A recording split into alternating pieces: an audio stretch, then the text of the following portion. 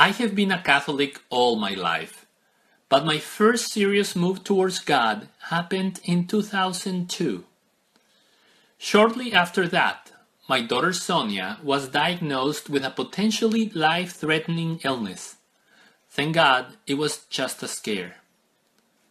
Then in 2006, I made another push to move closer to God, and months later, we went through very stressful financial difficulties. I then pushed further as I started a diaconate formation in 2008, only to be laid off months later. I was finally ordained deacon in May 2012, and 2 weeks later, that's right, 2 weeks later, my wife Cynthia was diagnosed with breast cancer. It seems like every time I reach out to God, He moves the bar a little higher. I admit that sometimes I've felt a little bit like Saint Teresa of Avila, who was persecuted by government and church officials. And one day, as she was riding to visit one of her monasteries, she was bucked off her horse and into a river.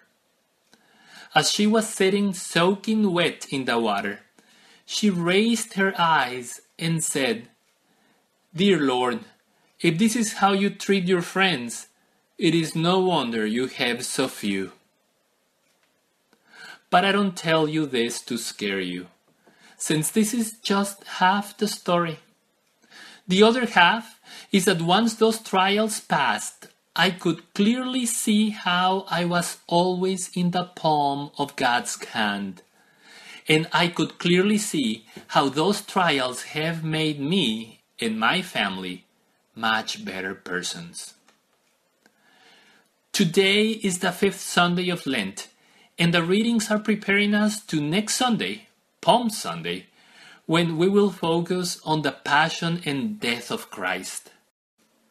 That is why today's Gospel helps us look at suffering and death in its right perspective.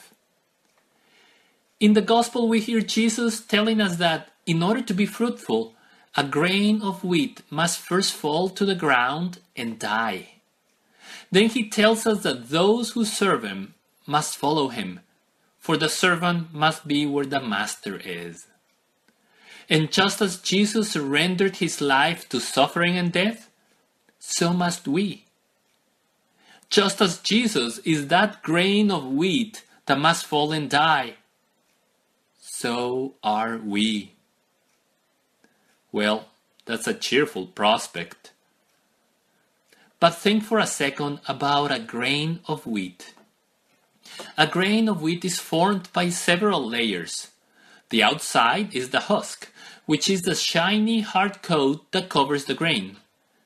Then is the bran, then the endosperm, and finally, deep inside and forming only a small percentage of the grain, is the germ, which is the embryo with the potential to sprout as a new plant. And so it is with us. In the first reading, we heard that God would place the law directly into our hearts. Deep inside us, we already have the living word that can sprout new life in us. The trick is, how do we get that living word in our hearts to spring into new life? Well, as Jesus told us, the same way the grain of wheat does it. For a kernel of wheat to be fruitful, the germ, that life-giving center, has to be freed from the outer layers. The seed must be buried in the ground so that those external layers rot away to free the germ. And of course, to be buried and rot away is a pretty good definition of death. That is why we too have to die in order to yield life. Well, this is really turning out to be a cheerful conversation. But am I really saying that we have to die? Well, yes and yes. The moment we were baptized, God placed that life-living germ in our hearts. That spark of life that is nothing less than the Holy Spirit. From that moment on, our life mission has been to rip away all those outer layers that hide that light already in us. Through baptism, we became Christ-like, and our old selves are but a dead skin that we need to shed in order to grow. That is why Paul tells us, "It is no longer I who live, but it is Christ who lives in me." That is why he also tells us, "Put away your former way of life and clothe yourselves with a new self, created according to the likeness of God." The third of the 7 novels that form the Chronicles of Narnia is The Voyage of the Dawn Treader. In it, there is a scene where Eustace, who was a rather selfish brat, because of his greed is turned into a dragon. Aslan, who is the lion who represents Christ, goes to him and with his sharp paws starts cutting through the thick layers of the dragon's skin, until Eustace is again a boy. During the scene, it is made clear that Eustace has to remain very still and trust in Aslan, even though the whole process was very painful. It is the same with us. As we go through our lives, our goal is to free that light which is trapped way inside us. As we shed off our thick crusts of selfishness, Christ is at our side, and whenever we make a resolute effort, He helps us cut through the thickest layers.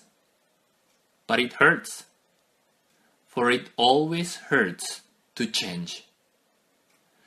Sometimes Christ cuts through our selfishness with a sharp knife of suffering.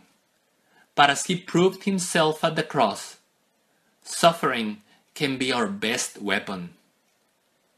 Go back in your lives and think of those moments when you grew closer to God, and almost invariably you will find that suffering was somewhere in the picture. Spiritual growth has its share of growing pains. But do not shy away from God because it might hurt. On the contrary, whenever you're faced by illness or financial problems or any other kind of trial, take it as a sure sign that God is actively working on you, cutting through you, helping your old self die until the new self, your true self, can shine through and reveal the one that you were always meant to be.